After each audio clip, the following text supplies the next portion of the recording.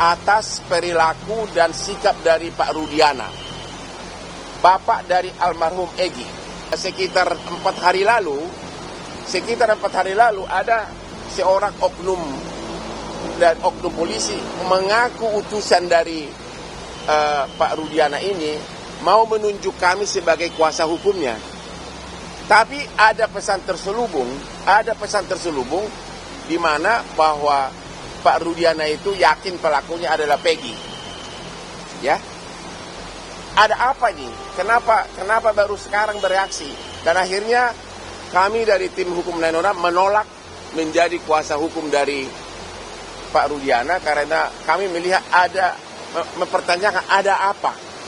Padahal dialah yang dari awal mengikuti kasus ini. Dialah dilaporkan peristiwa ini oleh saksi-saksi. Dan juga kenapa dia diam selama ini? Kenapa baru sekarang? Sehingga seolah-olah targetnya yang penting Peggy dihukum selesai, kasus ini selesai, rakyat puas. Dan itu tidak mungkin. Setiap informasi nanti akan dilakukan analisis. Mengapa? Di situ penyidik tidak bekerja sendiri. Ya, analisisnya dilakukan oleh Ditreskrim dalam hal ini dilakukan oleh pengawasan penyidikan, ya, selaku fungsi pengawas internal di penyidik. Kemudian ada dari Bid Propamnya, kemudian juga ada dari Inspektorat Pengawasan Daerahnya. Tentunya juga mendapatkan asistensi, ya, asistensi dari seluruh yang ada sebagai fungsi teknis di Mabes Polri. Tentunya semua masukan, apakah dari penasihat hukum, dari saksi, kemudian dari publik, ini akan direspon oleh penyidik. Kebetulan sekarang kan sudah ada tim asistensi untuk penanganan kasus Peggy, kemudian ada tim audit investigasi yang mengaudit dari awal penanganan. Bahkan dari Propam sendiri juga melakukan pemeriksaan apakah ada pelanggaran etik dan sebagainya. Jadi semua sedang berjalan beriringan. Saya yakin informasi yang disampaikan oleh penasihat hukum ini juga menjadi salah satu bahan untuk tim asistensi untuk mengecek masalah ini. Kami pun dari Kompolnas dengan informasi ini tentunya juga akan mempertanyakan dan akan melakukan supervisi kebenaran tentang informasi ini, kemudian apa yang dilakukan oleh pihak penyidik dengan informasi ini, apakah benar itu dilakukan oleh internal penyidik. Nah, ini semua akan diklarifikasi kebenarannya.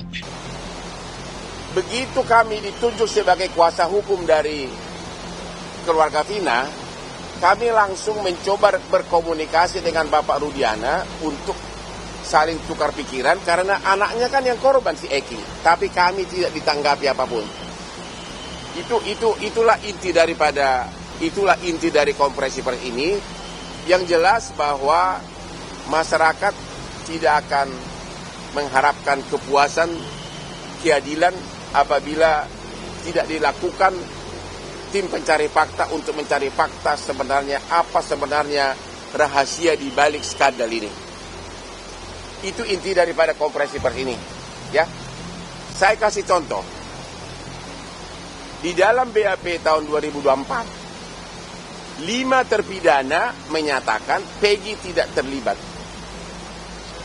1 terpidana mengatakan terlibat. 5 lawan 1. Kalau 5 lawan 1, harusnya kan yang menangnya suara terbanyak dong. Harusnya, walaupun di dalam KUHP tidak diatur. Harusnya Peggy itu tidak tersangka karena 5 menyatakan dia tidak terlibat. 1 menyatakan terlibat. Tapi sekarang terus difokuskan kepada Peggy. Mungkin targetnya oleh penyidik yang penting ada 1 orang yang divonis. Biar masyarakat puas. Ya. Keanehan kedua lagi, di dalam berkas persidangan BAP dan putusan, semua terpidana mengatakan 11 pelaku. DPO itu tidak fiktif. Ada peranan masing-masing. Tapi di dalam BAP tahun 2024, yaitu sekitar 2 minggu lalu, tiba-tiba 7 terpidana ini menyatakan 2 DPO ini fiktif. Padahal di dalam BAP semua peranannya ada. Bagaimana sampai itu yang membuka celana korban, memerkosa, memukul, ada semua peranannya. Ada apa ini? Ini nggak bisa lagi hanya dengan pro justisia. Harus ada tim pencari fakta yang ditunjuk langsung oleh Bapak Presiden. Kalau enggak, ini kasus hanya diputus nanti Peggy bersalah atau tidak, kasusnya menguap begitu saja. Pengacara keluarga Vina, Hotman Paris, mengungkap amarahnya karena tiba-tiba diminta menjadi kuasa hukum ayah Eki, Ibtu Rudiana. Pasalnya, di balik permintaan tersebut, orang utusan Ibtu Rudiana juga membawa pesan bagi Hotman Paris. Tim Hotman diminta meyakinkan publik bahwa Peggy Setiawan yang kini ditangkap memang benar otak pembunuhan Vina dan Eki. Dengan tegas, Hotman pun menolak permintaan Ibtu Rudiana itu. Ia mengatakan, tim Hotman tidak akan berbelok dan bakal tetap membela keluarga Vina. Sebab, sampai hari ini, Hotman pun belum sepenuhnya yakin kalau Peggy yang kini ditangkap adalah otak pembunuhan Vina dan Eki. Hotman mengatakan, dirinya tidak mau kasus Vina menghilang begitu saja, hanya dengan menetapkan Peggy sebagai tersangka dan menghapus 2 DPO. Di sisi lain, Otto Hasibuan juga mengungkap kejanggalan dalam penanganan kasus Vina. Otto menyebut dakwaan dalam kasus Vina adalah fiktif. Kalau polisi mengatakan Andi dan Dan itu fiktif, berarti ceritanya itu kan jadi aneh. Pertanyaannya, siapa yang membawa Vina dan Eki ini ke flyover? Dakwaan itu fiktif dong. Karena Dani dan Andi sesungguhnya tidak ada. Padahal di dalam dakwaan disebut ada. Termasuk mukul-mukul lagi itu orangnya itu. Dan kami minta kalau boleh kepada Polri, karena ini masih ada penyidikan berlanjut, supaya penyidik-penyidik yang lama yang dulu menangani perkara ini jangan lagi ikut menangani perkara ini, supaya fair. Dan menurut cerita di dalam mereka ini, yang menangkap ini adalah ayah korban, polisi. Sebenarnya dia tidak boleh ikut di sini, konflik of interest nih.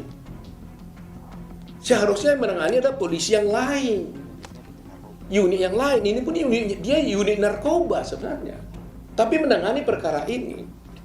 Jadi sebenarnya gak tepat menurut saya. Seharusnya Polri menugaskan petugas yang lain. Jangan ayah korban, orang anaknya dibunuh, bapaknya yang mengusut. Pasti tidak objektif. Pengacara senior Otto Hasibuan juga menilai bahwa peradilan kasus Vina ini perlu dipertanyakan. Setelah menganalisa dan mendengar kesaksian dari para keluarga terpidana kasus Vina, Otto memutuskan untuk menjadi kuasa hukum 5 terpidana tersebut dan siap untuk membantu terpidana tersebut untuk bebas melalui pengajuan PK atau peninjauan kembali.